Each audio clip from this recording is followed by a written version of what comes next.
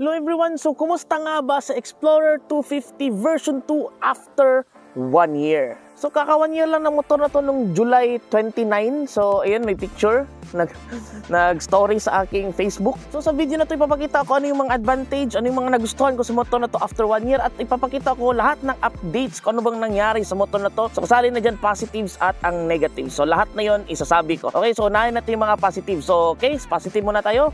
Okay, una-una sa positives, of course, pinakaunang tanong ng lahat, reliability. Kumusta naman ang makina nito after 1 year, no? So far naman, hanggang ngayon, after 1 year, hindi pa rin ako napapatayan ng makina hanggang ngayon sa gitna ng daan. Even though kahit sa daan, hindi sa daan, hindi pa ako napatayan ng makina ngayon. Hanggang ngayon, okay? So after 1 year na yan. So far, hindi naman ako binigo ng motor na to sa daan or kahit sa bahay ko lang. So, 1 click lang siya every time. So hanggang ngayon, 1 click pa din. Bilib na bilib ako sa battery nito 1 year na. Kahit naka-high beam pa, 1 click pa din. So, ayan, try natin ngayon. Oh, naka-high beam ha. Ayan, walang cut yan. High beam. O natin. O, diba? 1 click pa din. So, bilib na bilib ako kahit naka-high beam. Up na din. Ayan. Next na positive para sa isang sports bike, ito na isa sa pinakamagaan na sports bike na makukuha nyo ngayon. So, ang weight niya na is 135 kilograms. Kung i-compare mo siya sa, parang kasing bigat niya lang yung NMAX. Or kahit i-compare mo siya sa mga ibang categories na mga competitors niya na sports bike sa medyo mas, kahit mas mahal pa na price ng konti, yung mga 150cc, 250, bibigat na mga yun. So, ito yung pinakamagaan sa lahat. So, hindi masyado ako ganun ka hassle or pag nagbabaking, hindi masyado akong ganun nabibigatan sa motor na to. So, medyo magaan lang siya, no? So, which is, for me, it's a good thing. So, at least, medyo mas mabilis din siya sa arangkada pag mas magaan siya. So, yun, so far, hindi naman ako binigo ng motor na to, no? Hanggang ngayon, pogi pa din. So, yan, kita nyo naman. Pogi talaga, no? For me lang, poging-pogi talaga siya. Okay, so, isa naman sa pinaka-known talaga na advantage niya. And of course, yung kanyang price, no? Of course, hindi natin kakalimutan niya na 79,000 lang tong motor na to. Though, itong nakikita nyo sa harap nyo, medyo maraming mods na to. Medyo marami-rami na. So, gagawa tayo na ng future video niyan, price reveal sa lahat ng mods natin, no? So, sasali natin before dadating yung mods na pinagawa natin kay Jay Zuena. So ayan, price reveal tayo yan soon para sa next video natin yan. So next naman, ano na bang nangyari sa motor na to? Okay, so sa 1 year na to, actually, natumba to siya ng isang beses. Okay, na-auto balance ako, medyo sariling kasalanan ko yun. So nangyari kasi yun, medyo paakyat yung road, tapos medyo traffic, tapos paakyat. Sobrang paakyat talaga. Ayun, naka-neutral pala ako. So umarangkada na yung mga sasakyan sa harap, tapos naka-neutral pala ako. So yung pag-arangkada sa harap, nag-rev ako para tutuloy sa traffic. Pero yun pala, naka-neutral ako, so hindi ko na malayan. So pag rev ko, nag-rev lang siya. Parang nag-rev bomb lang siya instead na tutuloy. No, kasi naka-neutral ako. So umatras yung motor. Kasi tinanggal ko na yung brakes eh. So umatras yung motor, and bago ako tumama sa likod, binalik ko agad yung brake. Tapos ayun, out of balance ako pa left. Okay, so ayan. So ayan, nakikita nyo, merong gas-gas dito. Ayan, natumba kasi siya. So yung winglet. Ito yung winglet. So bilib na bilib ako sa winglet na to. Aftermarket to, hindi to siya kasali sa stock. Pero bilib na bilib ako kasi na-survive ng buong motor na to dahil sa winglet. Okay, so para siya naging crash guard. So ayan, nakita niyo may mga gas-gas. Ayan. So minimal damage lang masyado, halos wala. So ayan, may konting gas-gas lang naman. Okay? Hindi siya na-damage ng sobra. Kasi kung malambot tong winglet na to, so siguro basag din to. Or kahit itong fairings na nasa side. Kung malambot tong fairings na to, basag din to. Itong buong fairings na to. So far na-survive niya isang tumba, no? So far yun pa lang naman, isang beses pa lang naman to natumba tong motor na to. So ayan, kaya nagpalit na din ako ng side mirror na as napapansin nyo, kasi soon yung project natin kay Jay Zuena, wala yung signal light sa side. So need natin meron tayong signal light sa side mirror. And at the same time, yung pagpangtumba niya, yung side mirror ko na stock nyon, medyo may gas-gas kasi dito. Kasali din yung sa natamaan kasi. So may gas-gas siya. So kaya yun, pinalitan ko na lang ng ZX-10R, no? May nakita ko sa Shopee na yung sa Ducati talaga na signal light, pero 9,000 yung presyo. So dito muna tayo. Okay. So sa brakes naman, walang problema pa din. Working perfectly fine pa din. Pati sa likod, walang problema. And sa nakikita nyo ngayon, so yung ating chicken strips natin sa gulong, medyo mas manipis na compared sa mga previous video natin. So as of now, medyo tinatry ko siyang ipunta sa limit yung aking lean angle more, no? Yung tinatry ko talaga yung gulong niya kung hanggang saan siya. So far naman, hindi naman ako sumimplang. So isang, I guess, good update yan. So hindi naman siya ganun talaga ka sobrang liit na lang yung chicken strips compared yung iba, kasi buo na talaga eh. Wala na talagang natitira, no? dito may nakukulang pa din, okay? Medyo makapal pa din. So dahil doon, at least na-try ko yung gulong na mag-lean, no? So far naman, makapit naman, hindi naman ako sumimplang, no? So ayan, so at least nalilin ko na siya ng more compared dati na parang takot tagal ako sa gulong na to. Kasi feel ko madulas to eh. Pero ayan, na-prove na naman niya. Okay naman so far. Since 1 year na din yung motor na to, pwede natin natanggalin yung mga motor star na sticker. So ito, pwede natin tanggalin to ngayon. Okay, so mamaya na pagtapos na ng video, tatanggalin ko yan. At yung sticker natin dito, ayan, nandyan pa rin. So ayan, pwede natin tanggalin yan. Okay, kasi 1 year na, wala na tong warranty ngayon. Okay, so far, nagamit ko naman yung warranty, lalo na sa mga basic maintenance lang naman, no? So ngayon, wala na siyang warranty ko. Pwede ko na siyang pag-eksperimentohan, no? Ayan, no? Before ako magpunta sa ating mga napansin or lahat na nangyari sa motor na to, so far, wala namang big deal na nangyari talaga. So far, running condition naman completely fine and wala talaga siyang problema. Wala akong nagka-aberya siya habang tumatakbo, okay? So long rides proven and tested na to siya, short rides and so on. Personal experience naman, so far swabe naman, no? Swabe lang yung takbo ko, wala akong problema. Yung clutch niya, goods na goods. Yung brakes niya, goods na goods. Yung kanyang gear shifting sa kabila, so ito, goods na goods din naman. So marunong naman ako rev matching, so hindi masyado big deal sa akin yung matigas daw. So marami akong naririnig, medyo matigas daw yung shifter pag lalo na pagpapuntang neutral. So ako nagre-rev matching naman ako, marunong naman ako noon. So medyo hindi masyado siya issue sa akin. Hindi ko ramdam yung tigas niya. Okay? Okay, so sa negatives naman tayo ngayon. So after 1 year, ito talaga yung pinakauna ko napansin. Ayan, yung kanyang paint. Okay, yung kanyang vinyl, medyo may basag na. Yung paint niya may basag na din. Ayan. So ito yung may shorts ako na ginawang video. Nilagyan ko ng marker. Pero nakikita pa rin yung puti kasi yung kanyang basag sa kanyang paint is medyo lumalaki siya. Okay? So dahil dyan, so sasuggest ko sa inyo after 1 year, need nyo magre-repaint. So hindi lang yan dyan, titingnan nyo dito sa tank, yung sa harap ng yung plastic. So ayan, marami na ding basag dito sa paint niya.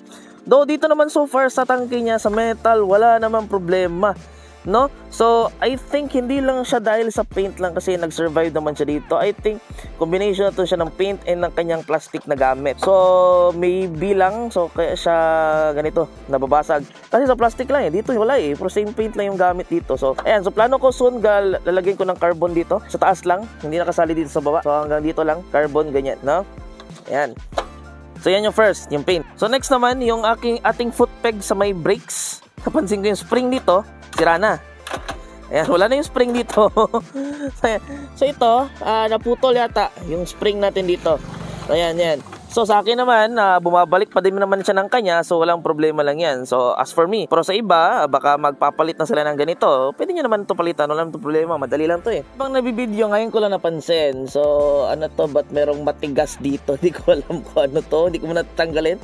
So far matigas pa din naman yung gulong, no? So ewan ko, baka lumampas siya dito. Yan, may konting butas dito, hindi ko alam. Okay, so ngayon ko lang nakita to, habang nagbibideo ako ngayon. Ayun na, mukhang mapapapalit ako ng gulong nito Tuloy sa video, so yan ngayon ko nakita ko ano yan. So next naman, meron sa previous video ko yung yung kanyang brake switch ng kanyang light. So napalitan ko na to, okay, kasi yung una niya is medyo kinalawang yata sa loob, no? So napalitan na natin to, okay? Kung ayaw nyo naman magpalit nito, pwede naman kayo magpalit ng buong brake level nyo. Pwede nyo na gawing Brembo. Suggested ko yung RCS 19. So pwede yun, wag yung P16 ba yun? Something, wag yun kasi wala yung brake light dito, no? So ayan, next naman is yung sa ating muffler. Yung sa likod, tingnan nyo, medyo hindi siya straight, medyo na bengkong siya. Okay, so ito yata medyo nabigatan yata yung ating bracket para sa ating muffler. So ang nangyari niyan is hindi siya straight, no? Ayan, medyo nabigatan yata siya. Ganito kasi yung dapat, ganyan yan, ganyan. Tapos parang ayan, itong dito kasi yung kanyang bracket is manipis lang, yung bakal. So kaya, ayan, so medyo ano siya, medyo hindi siya yung ganun kapantay, medyo pababa siya. Kaya ayan, yan, isa din yan sa napansin ko. Next naman yung ating USB port. So ito free, nangyari ito, hindi na maikot-ikot eh. So ayan, siya din yan, after 1 year, napansin ko yan. Pero gumagana pa rin naman to hanggang ngayon, nagagamit ko pa din, no? Pero yan lang, freely na siya. Dati naikot-ikot ko to eh. Ngayon parang, nawala siguro yung sa likod, parang bolt niya ba or something. Kasi man, problema pa rin yung putek sa likod pag umuulan. Masyadong maraming nagiging tapulodo yung likod nyo, lalo kung may OBR kay soon. So ito naka-seat cowl tayo, pwede naman ito tanggalin. Kung may OBR ako dito, sure ako magiging tapulodo yung OBR nyo nito pag wala kayong mudguard sa likod. No, isa pa rin yan, hindi pa rin nawawala yung problema na yan. Next naman of course yung sa likod, yung kanyang tail fairings. Isa pa din yan sa major problem ng mga halos lahat ng Zito, no? So ito laging nababasag to. Ayan. So ito, yung paint dito, same na din dito sa harap na medyo maraming biak. So ang ginawa ko niyan, pero hindi nakikita yung biak, nilagyan ko ng vinyl. Okay, naka-sticker lang to, naka-sticker na pula, na same color. Medyo hindi siya actually the same color talaga. Medyo mas reddish to, medyo mas dark to. Pero yun yung pinakamalapit na nakita ko eh. So yan na lang muna nilagay ko, pati dito sa kabila. Naka-vinyl yan. Ayan. Kaya siya malinis. Kung wala yan, yung paint yan, medyo basag na din yung paint. And yung probably yung yung fairings mismo, hindi pa basag sa akin kasi wala naman ako nag-OBR, naka-seat call naman ako. So wala masyadong problem dito. Pero kung may OBR kayo, handa na lang talaga kayo yung tail fairings nyo, baka mabasag soon. Lagyan nyo na lang yung bracket dito, yung parang may bakal na parang may hawakan dito sa likod. So ayan, may nakikita akong benta niyan sa Facebook. So kung meron kayo OBR, lagyan nyo yan. Isa din to sa na-discover ni Jizwen, yung fairings na bumibiak. So ayan, gumawa ako ng goma dito. Okay, personalize ko to. Ako lang gumawa ng goma nito. Ayan yung butas na mali kong butas para yan sa wire ng signal light ng side mirror, no? So mas maganda actually kung hindi to nakita ko, nasa loob talaga to. Okay, pero late ko lang nalaman na meron pala siyang butas dito na pwede siya dito ilabas, and yung butas ng pa-signal light nyo pwede nyo itago sa ilalim, no? Pero late ko na nalaman, dito ko nilagay, and yung pinaka first ko ginawa dito sa akin yan, sariling mali ko yan, at pati ito sa visor ko dati, no? So isa din sa napansin namin ni Jizwen na kaya bumibiak halos lahat talaga. Halos lahat ng ganitong mask, yung harap niya is bumibiak. Ayan, may biak sa harap. So ginawa ko, kinover ko na lang itong rubber. Ako lang gumawa mismo yan. So kinover ko yan, kaya siya nabibiak kasi yung bracket pala mismo ng side mirror dito sa loob. And dyan, medyo hindi siya pantay. Medyo tabingi yung bracket mismo, no? So yung fairings niya is paslant, pero yung bracket niya sa loob is pa-flat. So ang nangyari niyan, pag hinihigpatan nyo to, yung fairings niya, nakikita nyo, medyo may bend dito, papasok siya konti. Yan, ito nangyayari niyan, Paps. Yan, tabingi yung bracket, kaya pag pinursa niya ng pinursa paghigpit ng yan, pag ilapat talaga, yan, diyan siya nagka-crack. Ayan, pag nilapat ng ganyan. So ayan, isa yan sa problema, nagka-crack talaga yung halos lahat ng mask na ganito, may crack dito sa harap. So akin, kaya ginawa ko, ang solusyon na naisip ko is nilagyan ko ng rubber dito sa ilalim. Ayan, personalize ko lang yung rubber, no? Okay, isa pa napansin ko, so may plano sana akong papalitan tong rear set na to, or at least extender. Ito siya, ilalagay ko siya sa medyo mas malikod, pero stock pa rin ang gamit ko. Pero ang plano ko nito is yung dito sa baba, tatanggalin to, lagyan ng extender. Pero ang nangyari, habang tinatry namin tanggalin yung bolt dito allen, sobrang tigas nung stock to the point na naging bilog na siya. So paano mo tatanggalin yan ngayon? Ito yung isa sa problema namin, no? Halos hindi na maikot ng ito, okay lang to. Ito may isa talaga. Yung sa kabila, sobrang tigas din. Pero mas madali lang yung sa kabila. Ito talaga sobrang tigas na. Okay? Ang nangyari niyan, nakalagay talaga kami ng allen dito. Pero pag ikot namin ng allen, yung allen nag-bend yung allen, ganun katigas tong bolt na to. So nagsasabi sila ang gagawin daw dito. Okay, so lalagyan daw to na i-welding daw to sa isang bakal para yun ang iikot para matanggal tong bolt na to. No, isa yan. So ang mga bolt sobrang tigas. Tanggalin ang mga stock kasi may plano ako soon na yan gagawin rear set extension. So isa yan. So napansin ko na sobrang tigas na, nagiging bilog na yung bolt. Napansin halos lahat din ng mga Motorstar na to, no, na mga Zito GPR version 2. Pag umuulan medyo nagpupugak-pugak yung motor nyo. So ang reason yun kung pag umuulan pumupugak ang nyo dahil nyo sa stock na ignition coil. So ang stock na ignition coil tong motor na to medyo pangit talaga. Okay, so as much as possible, isa yun sa pinakaunang mods talaga na gagawin nyo, ignition coil nyo, upgrade nyo. Okay, para wala na kayong problema pag umuulan. Kasi pag umuulan kasi, pag natatamaan yung ignition coil, which is dito sa loob konti, ay dito dyan sa loob, medyo parang nag-ground siya, no? Parang pag namamatay siya pag nababasa. So yun, okay, isa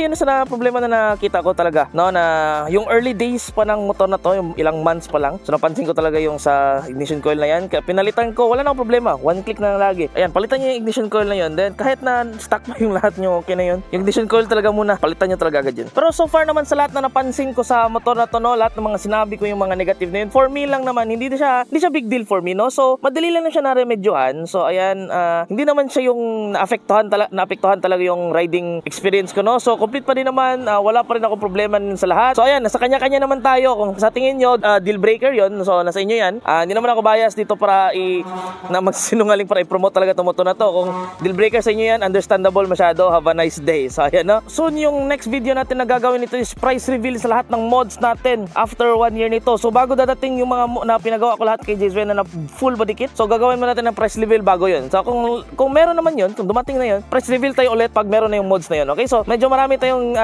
ginawa doon. So ngayon nakabili na din, nag-order na din ako lahat ng buong set ng pang dual disc brake. Sa din yan soon na content natin. Hindi ko pa alam kung when siya dadating yung lahat ng in-order ko. So soon content din natin yung dual disc brake natin yung motor na to. Probably soon kung meron pa ako makita na nakalimutan ko sabihin dito. So kung may napansin man kayo, pwede nyo din i-comment yan down below. So kung gusto nyo makita yung mga video na yan soon, so don't forget to hit that subscribe button down below. And if curious kayo sa makeover ng motor na to, pwede nyo i-click nyo yung video na yan. And thank you for watching. Always ride safe.